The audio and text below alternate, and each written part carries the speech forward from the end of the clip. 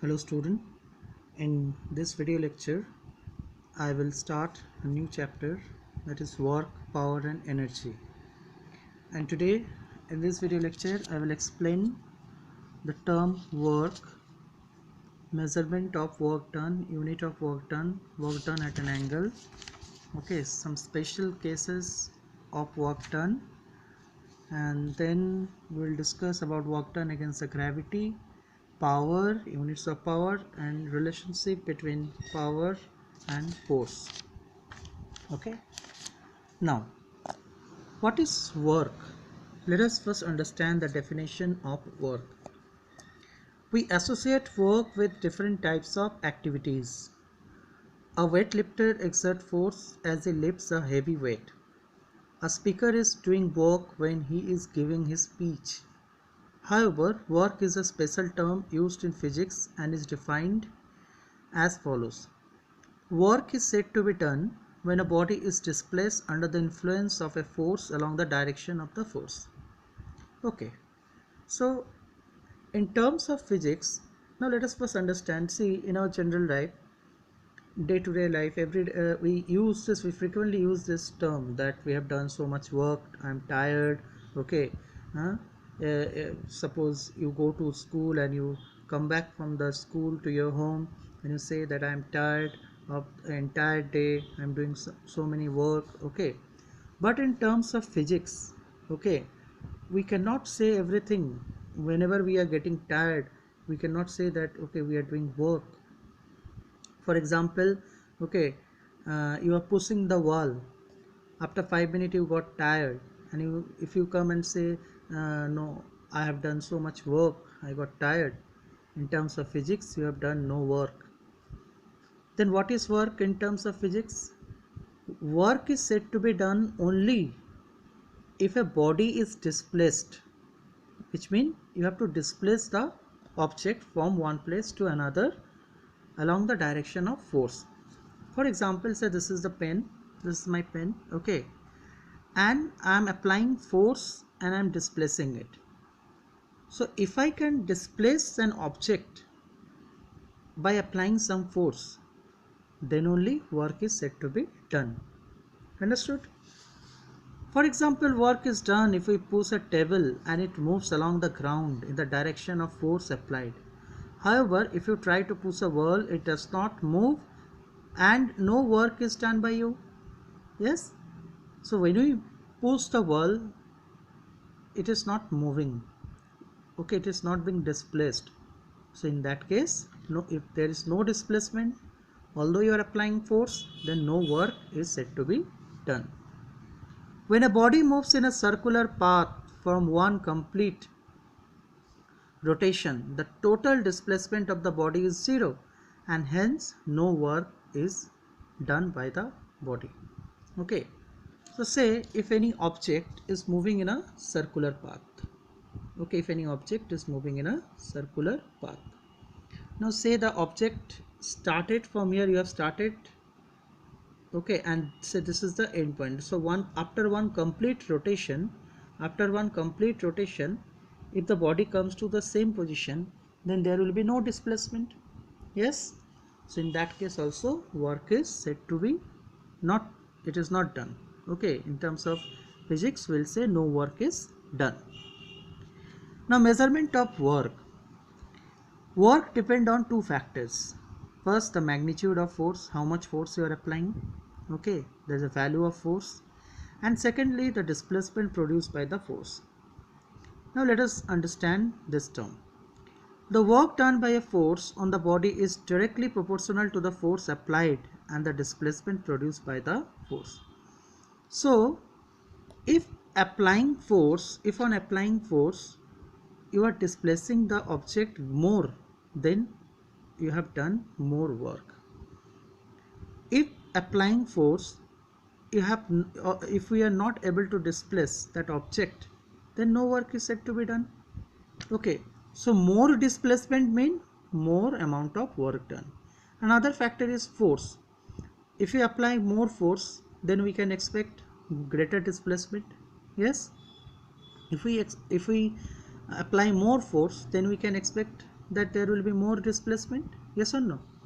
So in that case also we will have more work done. Understood? Now combining these two factors, we get this expression or formula: work is equal to force into displacement. Okay, work is equal to force into displacement. Okay, so how much force we are applying and how much the body is getting displaced because of that force. So that is known as work done in terms of physics. Now work is a vector quantity. Now what is a vector quantity?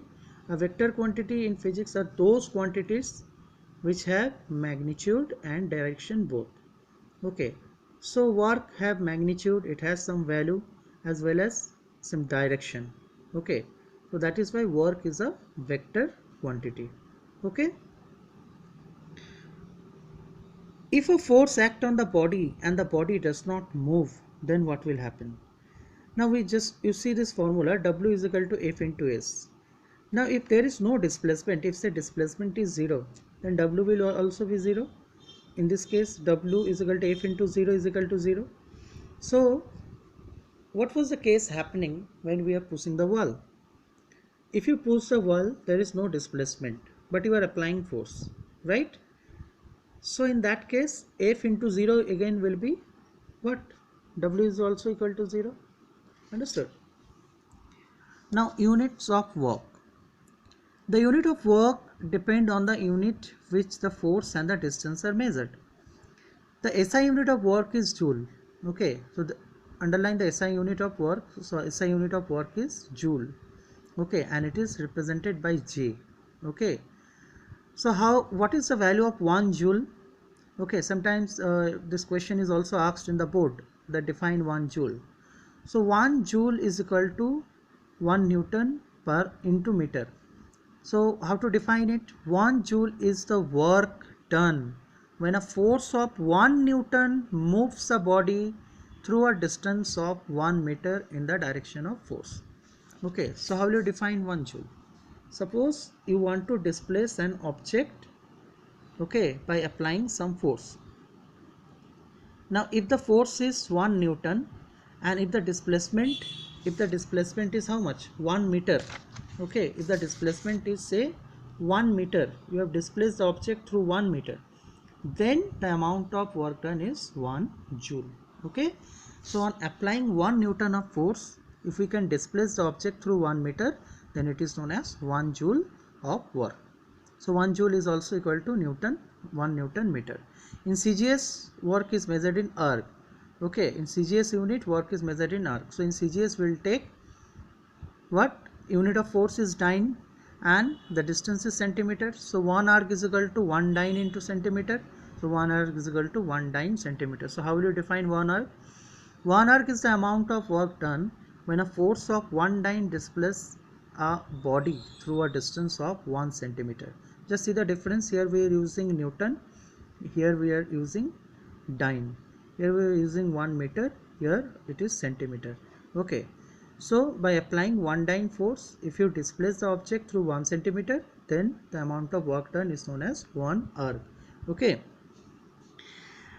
so 1 joule is equal to 10 to the power 7 erg. So you can see here, if I put the value 1 joule, okay, so 1 joule, let us write here 1 joule is equal to 1 Newton into how much?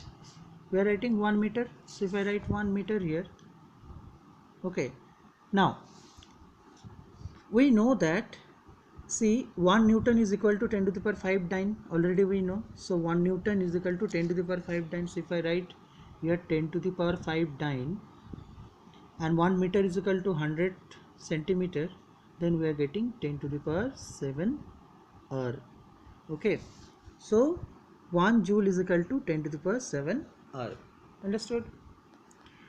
Now work done at an angle. When a force act at an angle with a direction of in the direction of motion, along the direction of motion. Now in this figure, okay, what we can see, a force F, this is a force F, you can see, is acting on the body along PQ. Okay, so you are applying force and the object is moving on the direction of PQ. Okay, It displaces the body such that the point of application of the force move from P to R. So as if it is moving from P to R. P to R. So what is the displacement? This is the displacement. Here the shortest distance. Yes, we will not take this. This is the shortest distance. Okay. In order to calculate the work done by the force, we have to find the component of the displacement in the direction of the force, which is PQ. So how to find the displacement? This is the displacement. Okay. We will not take this slant, we will just see the shortest distance. Yeah, this is the shortest distance, this is the distance we will take. Okay, PQ. But we are applying force here at an angle. Okay, now whenever we apply force in an angle, then the expression changes to W is equal to Fs cos theta. Always remember cos theta. Now students, already you have done trigonometry or you are doing trigonometry. So cos theta is equal to what? How we define in trigonometrical ratio? Cos theta is equal to base by hypotenuse, right? Cos theta is equal to base by hypotenuse. Yes or no? So here also we will take base by hypotenuse. See, this is the base, cos theta, PQ, base by hypotenuse. This is the hypotenuse. Okay, so it will give S cos theta. S is the displacement because you are applying force in certain direction. So whenever we apply force, whenever we maximum 99.9% cases, we have to apply force in certain angle only, right? So we will use this formula, W is equal to Fs cos theta. Okay, whenever formula is being given, we will use this formula only, W is equal to Fs cos theta, because we have to apply force in some direction, right? Now we will go through some special cases. When the force and the displacement are parallel to each other, which means theta, cos theta is equal to 0 degree. Now force and displacement are parallel, so this is the direction of force. You are applying the force in this direction and the displacement is also in this direction. So what is the angle you are getting? The angle between the force and the displacement is 0 degree, right? So we will write F W is equal to Fs cos theta. Now cos theta, cos 0 degree is equal to 1. That is the maximum value of cos. Yes or no? At cos 0 degree we are having 1. So in that case we have maximum and positive work done, because this is the maximum value of cos you are getting here. Okay. So if the angle of application of force is 0 degree, then we will have maximum displacement and maximum work done. So if the question come, what is the condition of maximum work done? So you will write the condition for maximum work done is that the cos theta, or the angle between the force and the displacement, should be 0 degree. It should be parallel to each other. Okay. For example, when a porter carrying some load on his head climbs up the stairs, he does some positive work on his load and there is some upward displacement. In this case, the force exerted by the porter, what is the force? Here M into G, W is equal to mg, weight that is acting as a force, and the displacement are both in upward direction. So you are lifting the force is also upward direction and you are also lifting it in the upward direction. So both are parallel case. In this case both are parallel. Okay, so here we are having maximum work done. Now in second case, when the force and displacement are perpendicular to each other. Now what is the meaning of perpendicular? Imagine that you are applying the force on upside and the displacement is this side. In that case, work done, what will be the case of work done, we will see. So in that case, angle theta is equal to 90 degree. So we'll write W is equal to Fs cos theta, right? Now cos 90 degree value is 0. So which means work done will be also 0. Interesting, right? Sometimes we think that we are doing work, but see, in terms of physics, you have done no work, right? So if the displacement is normal to the direction of the force, the work is always 0. So in this case, okay, what is happening? The porter is applying force in the upward direction, but he is moving in perpendicular to the direction of force. Yes, which means cos theta is 90 degree, cos theta 90 degree, cos 90 value is 0, which means no work is done. Okay, so after excuse me, after see, imagine that the potter is displacing the load from one place to another. Okay, he may get tired, and if you say that you have not done any work, I think that the potter will throw that stone on you only.